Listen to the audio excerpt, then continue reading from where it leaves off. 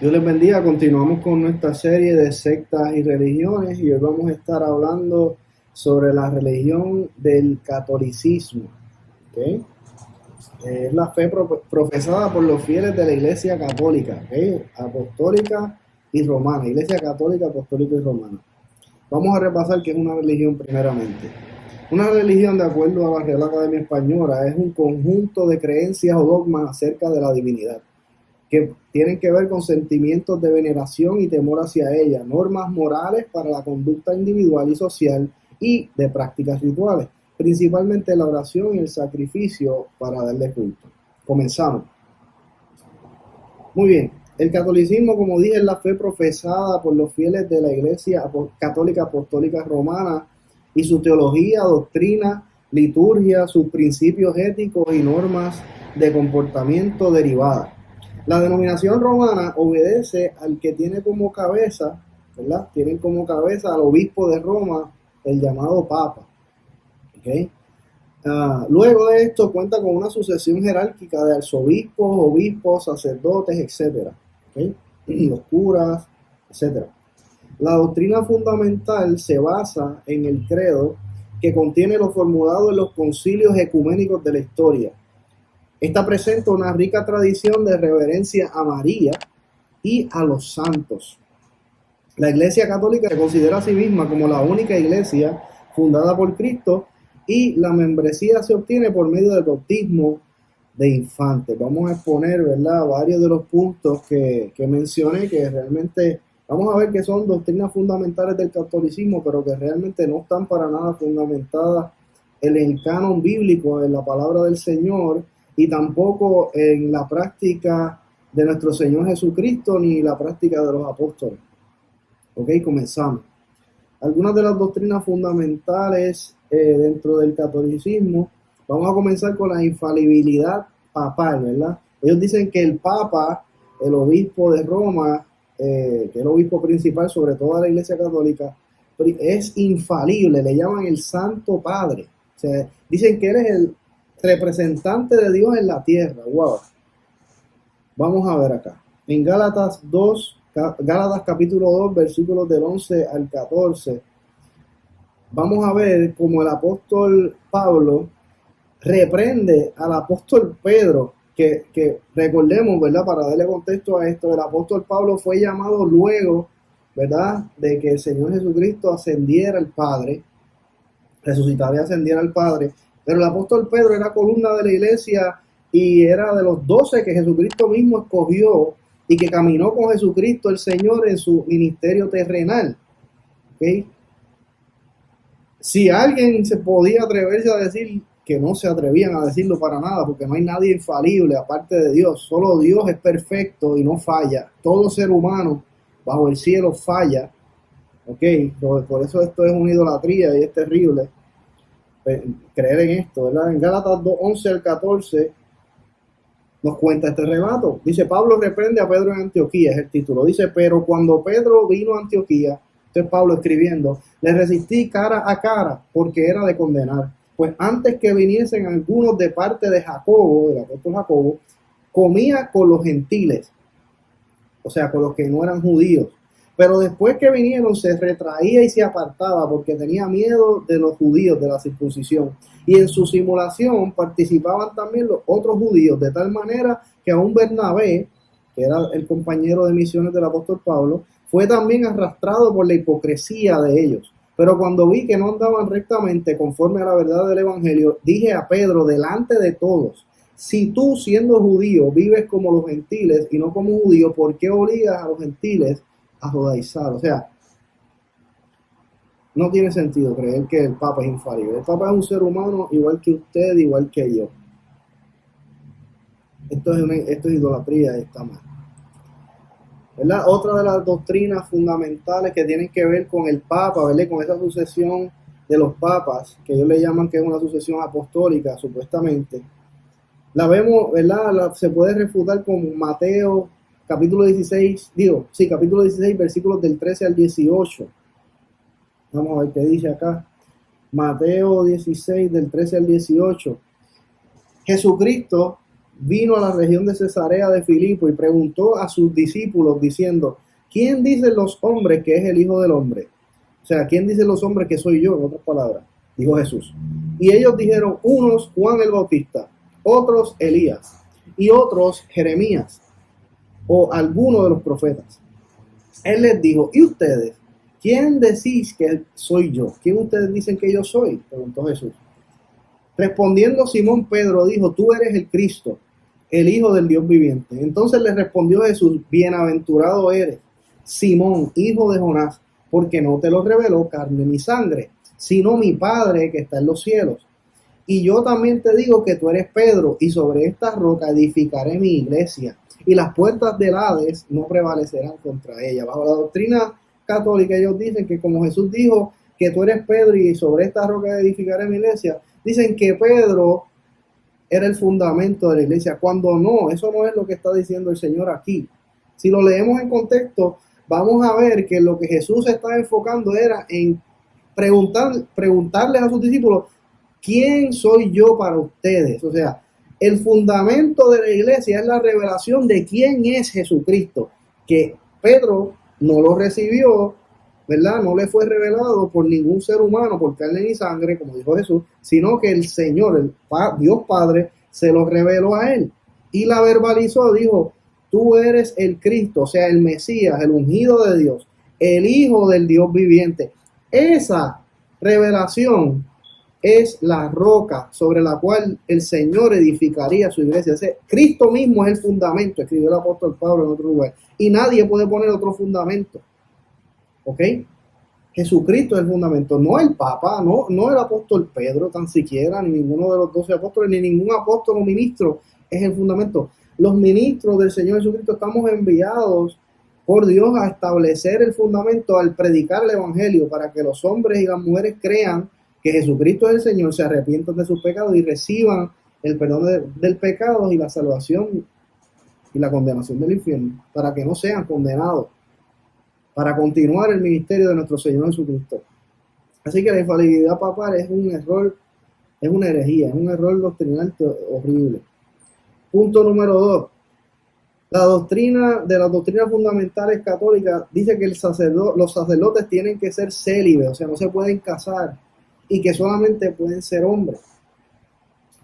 Pero vemos aquí, ¿verdad? Interesantemente, hay un relato en el Evangelio de Mateo, capítulo 8, versículo del 14 al 17. Vamos a leerlo acá. Quiero que presten atención porque esto lo han cambiado. La Iglesia Católica ha cambiado las escrituras. Les ha añadido, ¿verdad? Los deuterocanónicos le llaman ellos, los que son los apócrifos, que nosotros los protestantes no, ¿verdad? No estamos de acuerdo, no creemos que son inspirados, que es escritura inspirada por Dios. Y también le cambiaron cosas a la escritura. Y cambiaron el segundo, ¿verdad? Dicho sea de paso, cambiaron también el segundo mandamiento que habla sobre que cuando Dios condena la idolatría, ¿verdad? Y las imágenes y todo esto, y reverenciar las imágenes y orarle a las imágenes o a quien sea, que no sea Dios, el Señor Jesucristo, a través del Espíritu Santo, la cambiaron por otra cosa para justificar su práctica idólatra. En Mateo 8, 14 al 17 dice, vino Jesús a casa de Pedro y vio a la suegra de este postrada en cama con fiebre, y tocó su mano y la fiebre la dejó, y ella se levantó y les servía.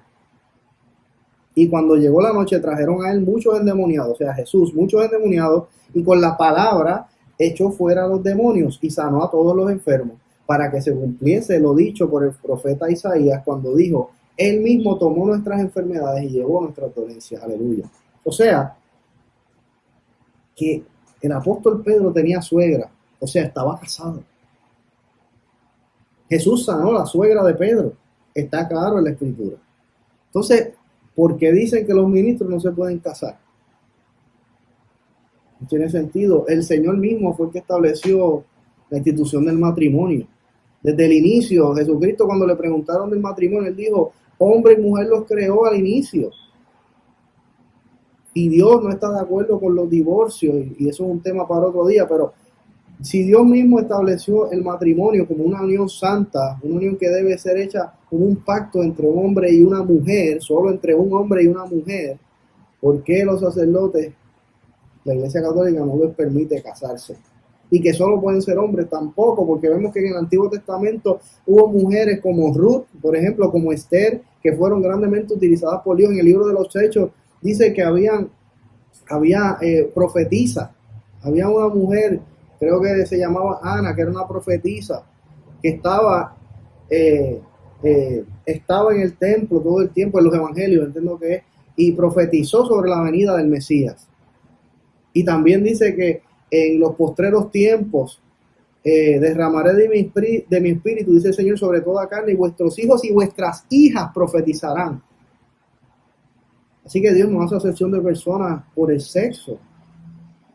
En cuestión al ministerio, hombres y mujeres pueden ser utilizados por el Señor, siempre y cuando estén en la doctrina correcta que está en la Biblia, aleluya, bajo su contexto correcto. Así que esto es erróneo también.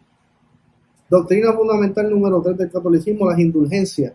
Sabemos que una indulgencia era como un certificado, ¿verdad? Que esto ocurrió en la Edad Media. Las indulgencias le prometían perdón por ciertos pecados o incluso la salvación a personas a cambio de dinero.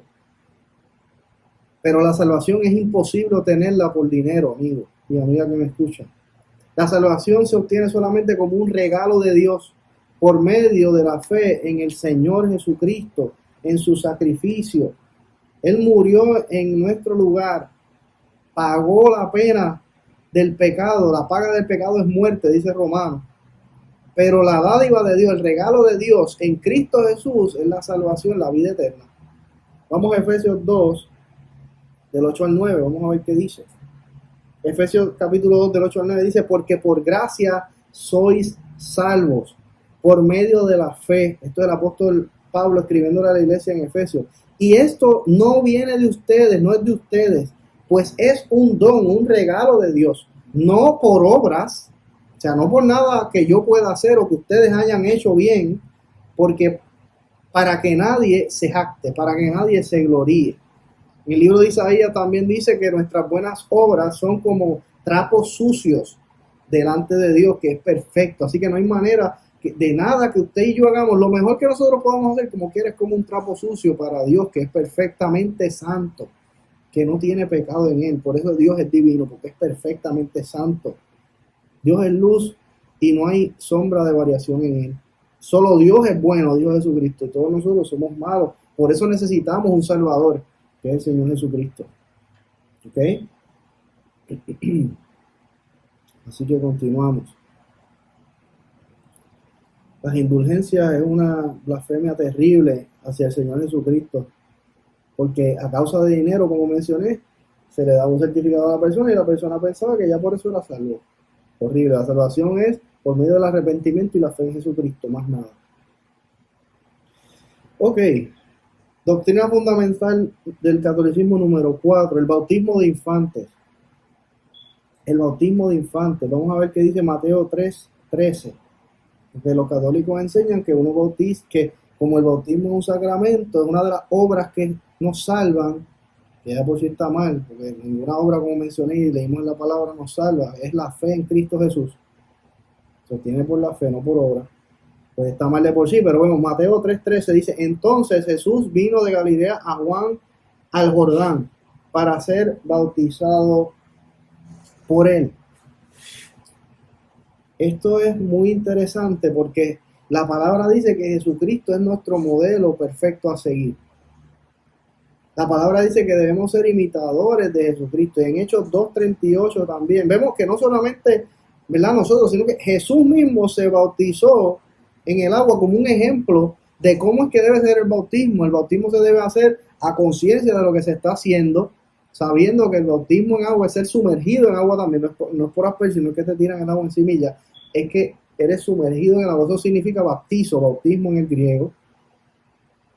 Y se hace en el nombre del Padre, el Hijo, el Espíritu Santo, en el nombre de Jesucristo también, para perdón de pecados. ¿Ok? Y es una ordenanza, es el primer acto de obediencia que uno hace, en obediencia a lo que dijo el Señor Jesucristo, ¿verdad? Y demuestra cómo es lo que ocurrió en el Espíritu, que fuimos limpiados, lavados por la sangre de Cristo, que morimos a nuestra antigua vida y resucitamos a una vida nueva en el Señor. Eso es lo que simboliza, pero se hace bajo nuestra propia fe. Y un bebé no tiene fe en nada porque no entiende lo que está pasando, solo siente el agua. Así que no es válido el bautismo de infantes.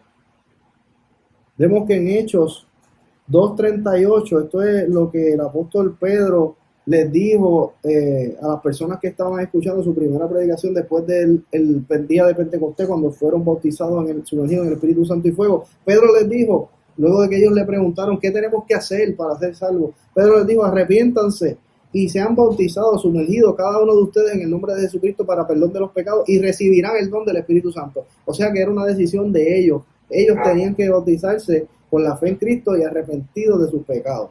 Ahí es que el bautismo es válido, no el bautismo de infantes. Seguimos. También una de las doctrinas fundamentales en la Iglesia Católica es que María es una divinidad igual a Jesús, pero esto es una idolatría adicional. En Hechos capítulo 4, versículo 12, la palabra establece claramente, vamos a leerlo, en ningún otro hay salvación, hablando de Cristo, porque no hay otro nombre bajo el cielo dado a los hombres en que podamos ser salvos. También en Primera de Timoteo, capítulo 2, versículo 5, la palabra establece que hay un solo mediador. Dice, porque hay un solo Dios, o sea, una sola divinidad, un solo mediador entre Dios y los hombres, Jesucristo hombre. ¿Está claro? También la palabra dice que hay tres que dan testimonio en el cielo, el Padre, el Verbo, y el Verbo es Jesús, la palabra, y el Espíritu Santo. Y estos tres son uno, y son Dios. En Juan 1:1 dice que Jesucristo es el Verbo en el principio, el Verbo era con Dios y el Verbo era Dios. Así que es el Padre, el Hijo y el Espíritu Santo, hacen una triunidad. Nuestro Dios son tres personas cosustanciales, codivinas en una, pero son distintas en sí mismas. Pero es un Dios. Nunca se menciona otra divinidad ahí, porque no la hay. María no es una divinidad. Sin embargo, vemos que bajo la doctrina del catolicismo está lo que se llama el Día de la Inmaculada Concepción de María. Este fue declarado formalmente el 8 de diciembre de 1854 por el entonces Papa en ejercicio Pío IX, quien después de haber recibido peticiones de distintas universidades del mundo, se congregó en la Basílica de San Pedro en Roma y realizó el anuncio diciendo lo siguiente, y cito, declaramos que la doctrina que dice que María fue concebida sin pecado original es doctrina revelada por Dios y que a todos obliga a creerla como dogma de fe. Cierro la cita. Terrible. Él dijo ante más de 200 obispos y embajadores y miles de fieles presentes, el dogma de la Inmaculada Concepción, también conocido como la Purísima Concepción, es una creencia del catolicismo que sostiene que María, la Madre de Jesús, a diferencia de todos los demás seres humanos, no fue alcanzada por el pecado original, sino que desde el primer instante de su concepción estuvo libre de todo pecado. Qué blasfemia increíble. Qué blasfemia increíble. O sea, bajo la doctrina católica, María está libre de pecado. María es igualita a Dios. Horrible. Esto es una idolatría horrible. Ya debatimos con la palabra. Próximo punto. María y los santos interceden por nosotros. En Primera de Timoteo 2:5, lo acabo de leer, hay un solo intercesor, un solo mediador, Jesucristo, hombre. Él es nuestro sumo sacerdote. Un sacerdote está ordenado por Dios, escogido por Dios para interceder, para ser un intermediario entre Dios y los hombres. Y nuestro sumo sacerdote es el Señor Jesucristo, más nadie. Más nadie. También está lo que es la doctrina del purgatorio. Vamos a ver aquí.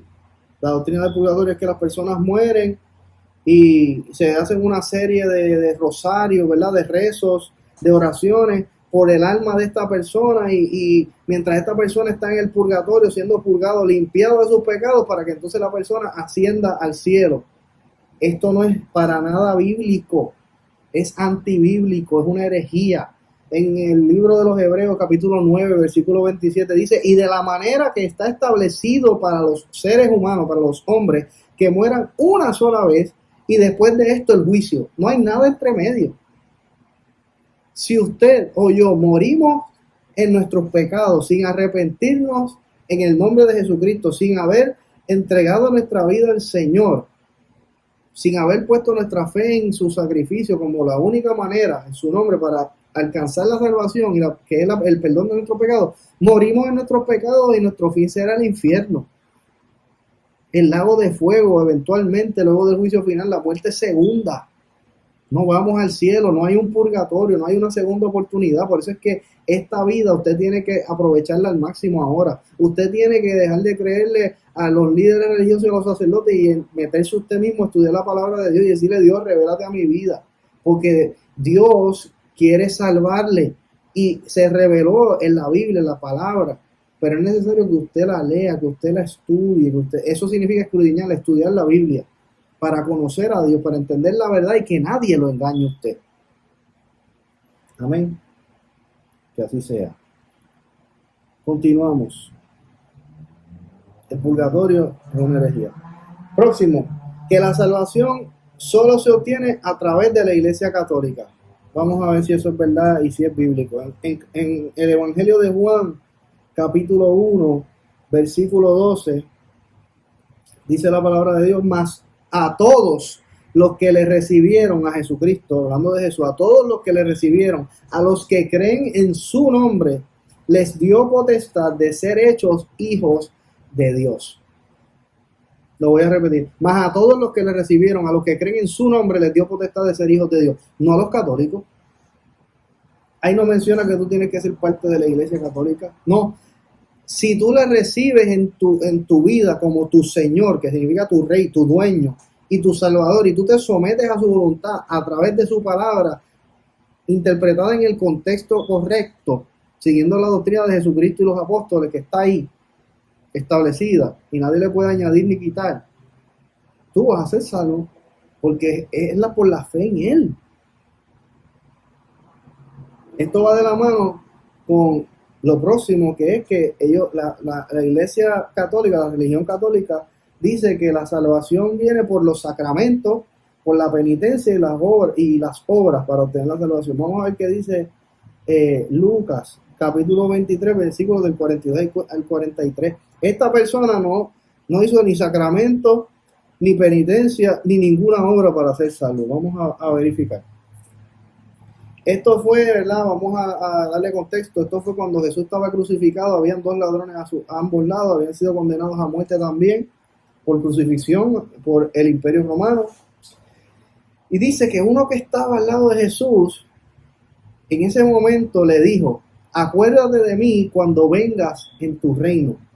Entonces el Señor Jesús le dijo: de cierto te digo que hoy estarás conmigo en el paraíso. Ese hombre murió ahí mismo en esa cruz. Ese hombre nunca pasó por los sacramentos, nunca se confesó con un sacerdote, nunca fue bautizado en agua, ni por aspersión, ni por bautismo regular. Ese hombre no tuvo tiempo para hacer nada de esos rituales, ni ninguna buena obra. Lo único que hizo fue reconocer que tenía el Salvador del mundo frente a él, le reconoció y le pidió: ten misericordia de mí. Acuérdate de mí cuando vengas en tu reino. Reconoció que este hombre es el Hijo de Dios. Y yo no soy digno de estar frente a él, yo soy un pecador, pero por favor acuérdate de mí. Y recibió la salvación. Hoy estarás conmigo en el paraíso, le dijo el Señor. ¡Wow! ¡Qué poderoso! Ese es uno de los problemas más grandes con esta falsa religión del catolicismo, que han cambiado la interpretación bíblica correcta, añadiéndole todas estas otras doctrinas y herejías, doctrinas dogmas de hombres a través de los años, para querer enseñar básicamente que es la gracia de Dios, las más buenas obras e igual a salvación. No, cuando la palabra nos enseña que la salvación es un regalo de Dios entregado a nosotros por medio de la fe en Jesucristo. ¿El arrepentimiento es necesario? Claro que sí, pero arrepentimiento significa metanoia, cambio de mentalidad, o sea, tener una intención genuina de cambiar, de abandonar mi pecado para seguir a Jesucristo. Eso es el arrepentimiento. Así que ya hemos visto, ¿verdad? Todas estas doctrinas fundamentales que son herejías. Amigo católico que me escucha, su sacerdote no lo va a salvar, ni su arzobispo, ni su obispo. El único que, ni tampoco sus rezos, ni tampoco sus rituales, ni tampoco sus muchas confesiones, ni tampoco las oraciones que usted le hace a los beatos, a los santos y todo esto. Estas cosas son idolatría en su mayoría. Y son herejías que son pecados ante el Señor. Arrepiéntase y busque una relación directa con el Señor Jesucristo. Porque Jesucristo rompió el velo. Cuando murió, se rompió el velo del templo, que significaba que ahora el camino estaba hecho, abierto. Por eso Jesucristo es el camino, la verdad y la vida, y nadie viene al Padre si no es por Él. Usted puede ir directamente al Padre por medio de Jesucristo. Usted no tiene que ir a María, usted no tiene que ir a Santo Tomás, usted no tiene que ir a ninguno de los santos de la Iglesia Católica.